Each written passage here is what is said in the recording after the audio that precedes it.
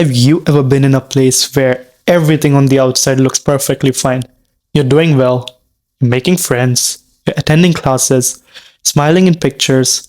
I mean, everything's just as beautiful as it could be. But then, quietly enough, you start to feel like a stranger in your very own life. That was me. I wasn't falling apart, I was in no crisis, but then there was just something missing. And that something was me. And it took me weeks to find that out. And when I did, guess what? I didn't see it coming.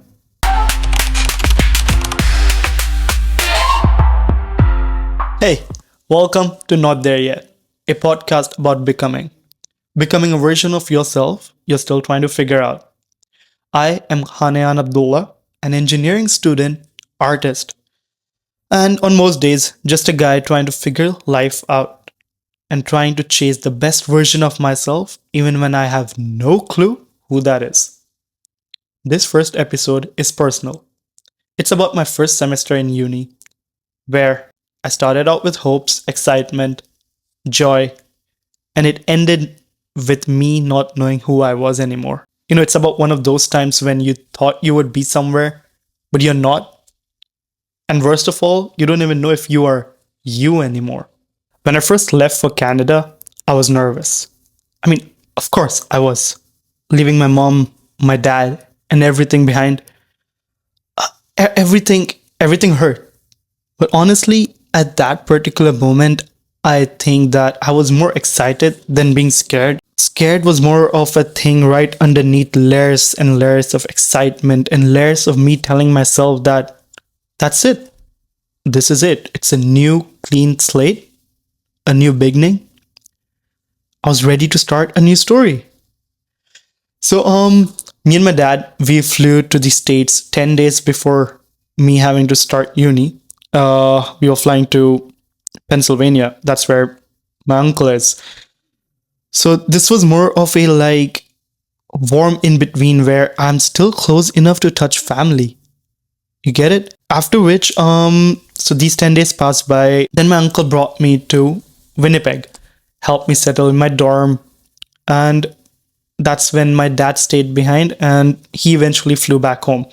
Anyways, so eventually my uncle helped me settle in and everything. And then in just a day, the next day, he left as well.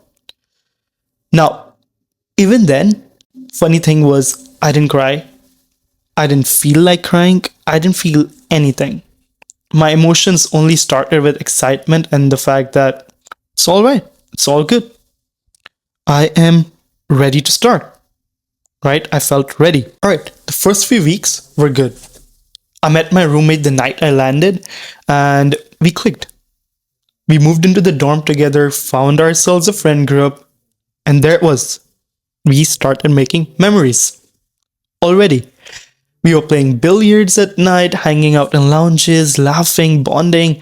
I started attending classes, putting in the effort, was doing academically amazing. It felt like things were working out. I was built for this new beginning after all, right? But they say that very rightly that everything that's going good in your life is just a calm before the storm. So that's how 2 months passed by, joyful enjoyment, excitement, new beginning. And then that feeling creeped into me. Around the end of second month, something started to feel off. Something, not bad, not sad, just off. I couldn't point at anything that was wrong because everything was fine. Like, everything was fine. I couldn't really point at anything, but I didn't feel like I was in it anymore. Whatever I was doing, anything I was having fun with, whatever I was enjoying, I didn't feel like I was in it anymore. I was going through these motions, but something had gone quiet inside me. Then one night, it just hit me. I was doing well, but I wasn't me. I didn't recognize myself anymore. Back in high school, I was never just a student. I was the all rounder, the guy who was in everything. robotics, innovation, art, events. I was constantly building something, organizing something, performing somewhere. I almost never attended classes, dude. Not because I was lazy, but because I was always doing. I had a name, a role, and some sort of presence among every other person in school, be it friends, be it teachers, be it students, be it juniors, be it seniors. I was known. Here's the funny thing about life: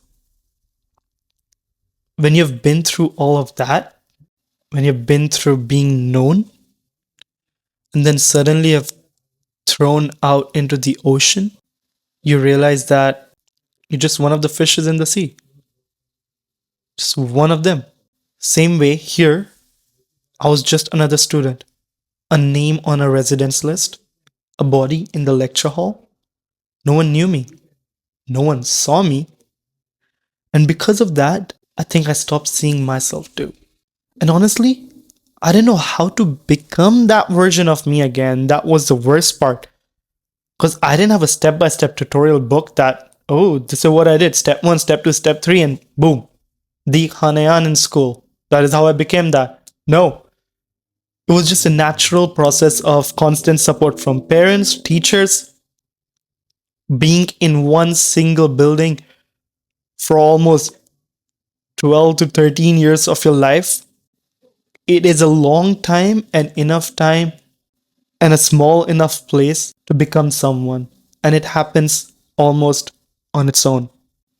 I think what played most of the role at that time used to be the fact that my mom used to push me into all these debates, clubs, competitions, football, sports, everything. But who is here to push me, to guide me, to tell me, yo, Ayan, take this path. Gonna do this, you're gonna do that, you're gonna do this, you're gonna do that, you keep doing this and that, and you're finally gonna be known, you're finally gonna be someone again. In school, I had that reputation, the momentum, the connections in Canada. I had none of that. That is where something I call the identity crisis comes in. This is the funny thing about life. When you go from being known to being a no one, it does something to your spirit. I wasn't used to just sitting in class. I wasn't used to being unseen. I didn't know how to fix it. I didn't know what to sign up for, how to start over, where to begin. It was just a constant loop of me missing the version of me who was busy being someone. Here, I was just busy keeping up. And that made me feel like a background character in my very own story. Looking back now, I don't think I was broken. I think I was just transitioning painfully, quietly into a new version of me. I didn't know how to hold space for the in betweens. From going from point A to C, there's always a B. And I thought in life you can just skip from A to C, but I don't think that's how it works. Sometimes being lost doesn't look like chaos. Sometimes it looks like, funnily enough, again, it looks like good grades. It looks like fun friends. It looks like a perfectly normal, happy life, but just a hollow feeling that you can never explain. If you're in that space where you're living a life that looks fine but feels off, I just want you to know you're not crazy. You're not behind. You're not failing. You're just not there yet. And listen to me, trust me, that's okay. Maybe you wanted to hear it from somebody else. Maybe you wanted to hear it from someone who has gone through the same thing. So here's it. That is completely okay.